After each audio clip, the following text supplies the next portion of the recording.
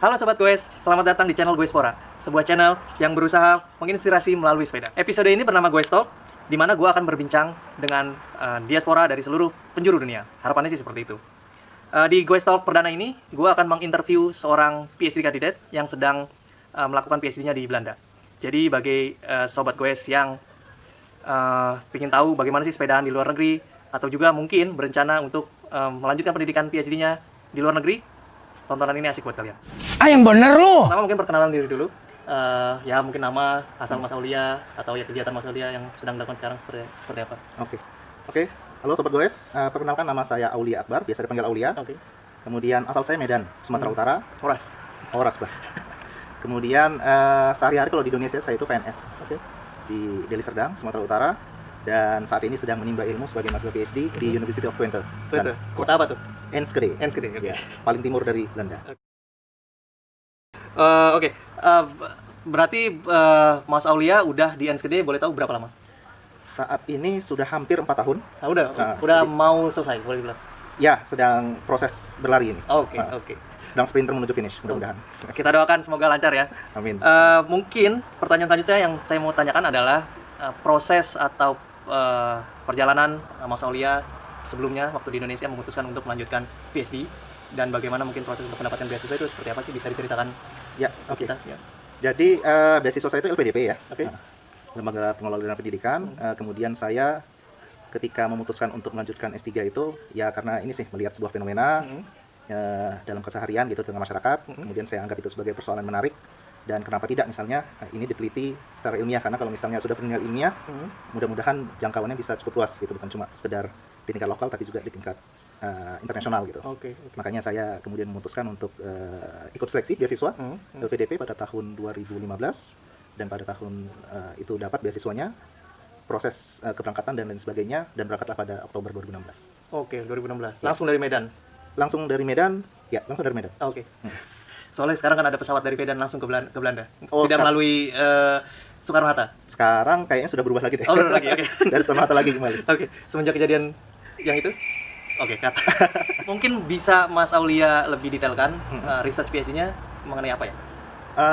Jadi riset saya itu tentang bagaimana data geospasial, gitu Geospasial, ya, data ilmu kebumian itu bisa bermanfaat untuk mendukung proses perencanaan pembangunan di daerah. Oke, menarik Gitu. ya. Nah, topik saya kebetulan fokusnya itu ke perencanaan pembangunan di tingkat desa. Oke. Jadi kan sebenarnya masyarakat itu sudah terlibat banyak ya dalam berbagai dalam berbagai hal gitu ya, terutama dalam perumusan kebijakan publik. Oke. Kebijakan publik. Jadi partisipasi masyarakat itu contohnya misalnya paling gampang itu pemilu. Mereka kan masyarakat berpartisipasi aktif, menyampaikan suara mereka untuk memilih calon-calon wakil mereka misalnya, Oke. atau kepala daerah atau siapapun. Dah, di tengah masyarakat juga di dalam negara kita itu ada sistem yang namanya musyawarah perencanaan pembangunan, Oke. yang itu dilaksanakan secara berjenjang, mulai dari tingkat desa, kecamatan, kabupaten kota, provinsi sampai dengan tingkat nasional. Ada singkatannya itu kan? Iya, Musrenbang. Musrenbang, ya. Musyawarah perencanaan pembangunan atau biasa disingkat Musrenbang. Musrenbang ya.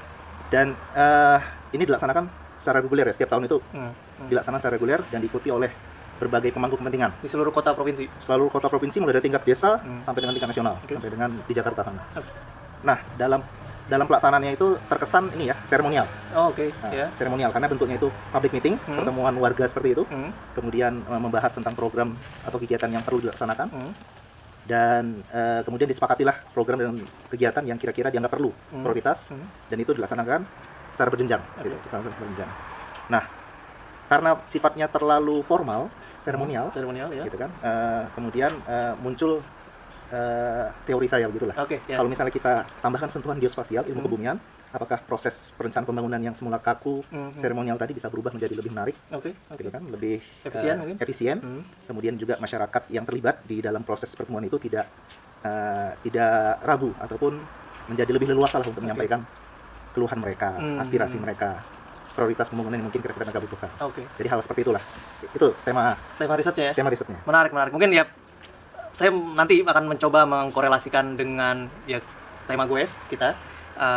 Semisal bagaimana ya seperti yang Mas Aulia tahu sekarang kan di Indonesia sepeda sedang booming-boomingnya, sedang tren gitu kan.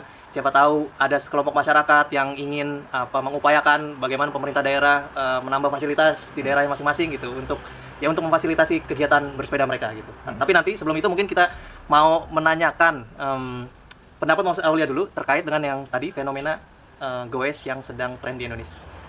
Mas Aulia kan di Belanda sehari-hari memakai sepeda, bisa dibilang seperti itu. Ya. Terus melihat tren sepeda yang sekarang sedang booming di Indonesia, pendapatnya seperti apa?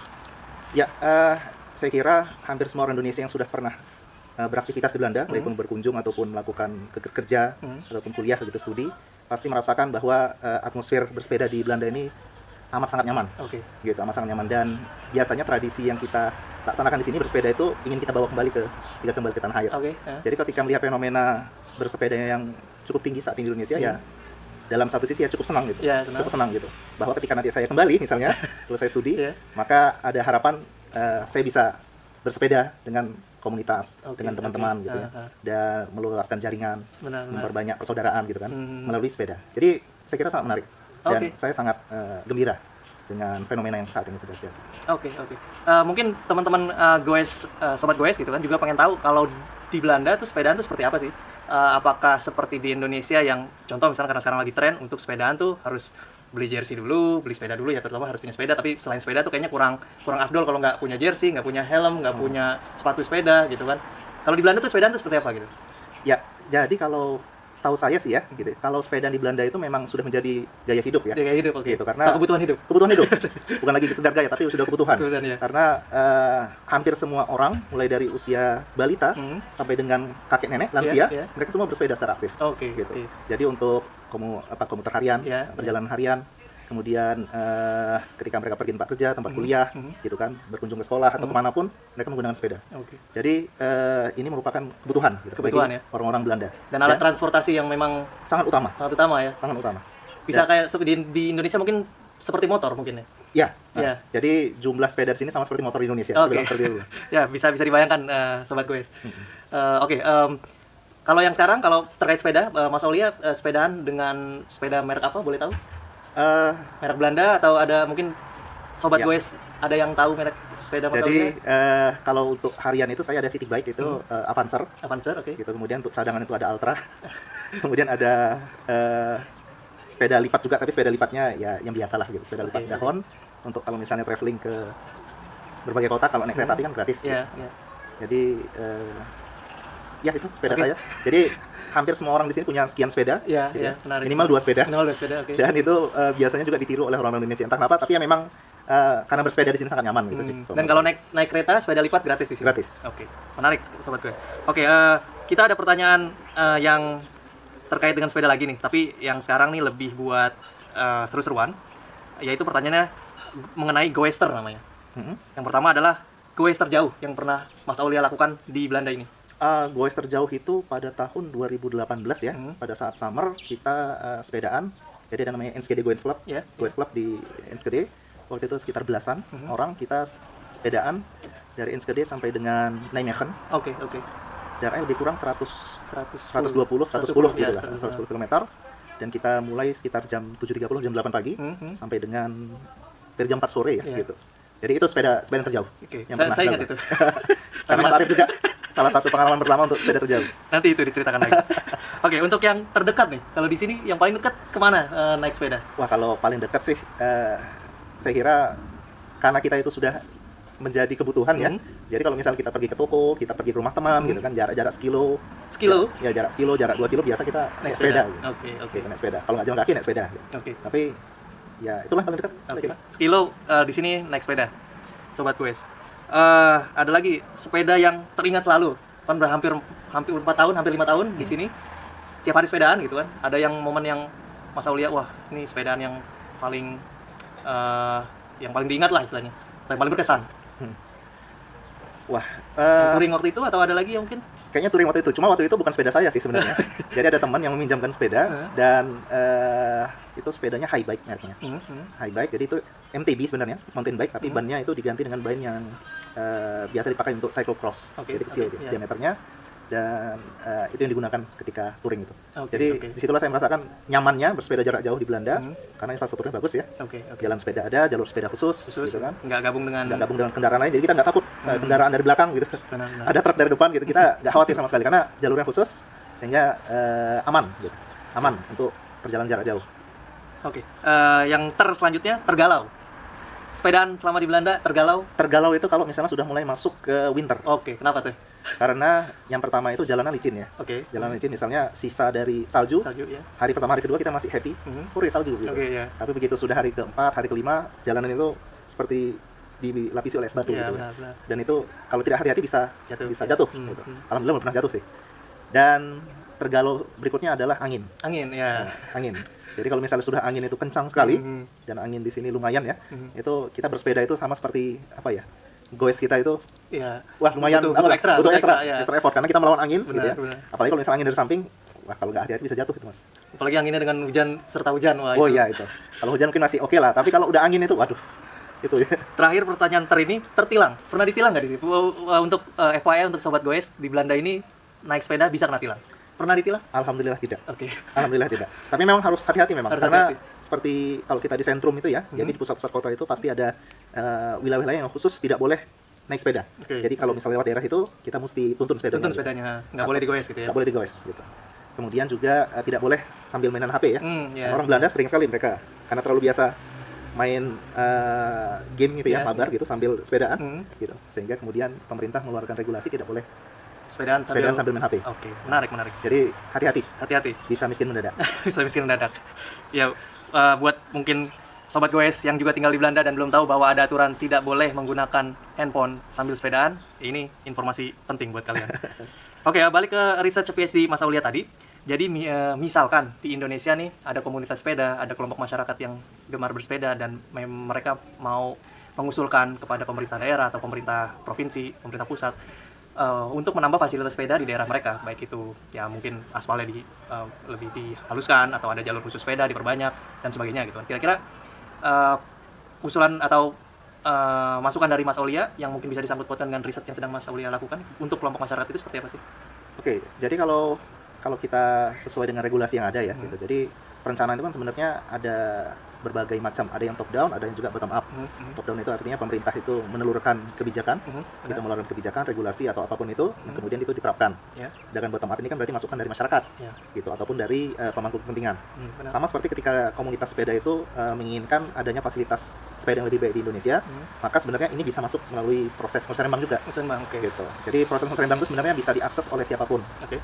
oleh siapapun, jadi semua orang berhak. Maka kalau misalnya komunitas bersepeda itu ingin agar pemerintah itu bisa mengalokasikan anggaran untuk perbaikan ataupun pengadaan jalur sepeda misalnya, tentu saja bisa memasukkan usulannya itu melalui proses musrembang ini. Musyawarah, oke. Selain proses musrembang juga ada proses lain, misalnya melalui anggota dewan, Oke, perwakilan oke. mereka di parlemen, atau misalnya melalui surat atau proposal gitu ya, yang disampaikan kepada pemerintah supaya pemerintah itu kemudian bisa melakukan kajian dan akhirnya kalau kajian itu dianggap layak, relevan, memang dibutuhkan, maka program-program yang mendukung persepedaan di Indonesia itu bisa terlaksana. Menarik. Tuh, sobat goes, mungkin perlu ditindaklanjuti bagaimana fasilitas sepeda di Indonesia bisa ditambah atau ya bisa lebih dikembangkan menjadi lebih baik. Bisa mungkin suatu saat jalur-jalur sepeda yang ada di kota-kota besar di Indonesia seperti di Belanda gitu kan, yang benar-benar terpisah dengan jalur kendaraan bermotor lain jadi lebih aman untuk para pesepeda. Oke, mungkin itu aja sih dari saya, Mas Aulia. Ada terakhir nih, terakhir yang buat seru-seruan lagi. Ada 5 pertanyaan, tapi ini jawabnya cukup ya atau tidak aja. Oh begitu. Oke. Menegangkan ini. Sorry, 3 pertanyaan aja Oh, deh. 3. Oh ya, alhamdulillah. Pertanyaan pertama, apakah sudah rajin sepedaan sejak di Indonesia? Tidak, berarti semenjak pindah ke sini? Semenjak pindah ke sini. Oke. Apakah akan membawa sepeda ke Indonesia setelah selesai studi? Iya. Berapa banyak? Saat ini sudah ada 2 sepeda di Indonesia. Oke. Dan mudah-mudahan ketika pulang nanti bawa minimal 1 lagi. Oke. Yang terakhir, apakah akan berencana tetap bersepeda ketika nanti kembali ke tanah air? Siap, ya. Oke. Mantap, sobat goes. Dan buat penutup, kita ada challenge buat Mas Aulia, yaitu bagaimana bersepeda di Belanda ini dengan skill. Challenge-nya seperti apa? Simak nanti. Ya. Oke sobat goes, seperti yang kalian lihat, ini namanya bike lane, jadi jalur khusus sepeda yang biasanya atau hampir ada di seluruh kota-kota di Belanda. Jadi kalian yang sepedaan di sini akan merasa aman dan nyaman untuk bersepeda. Kali ini gua akan menantang Mas Aulia untuk sepedahan no handed atau free hand. Jadi sepedaan melepas tangan. Berapa lama Mas Aulia mampu bertahan? Kita lihat.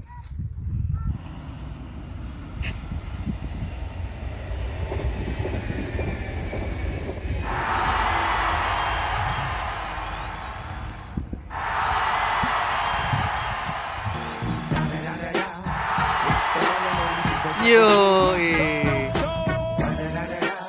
You know what happened with the DR?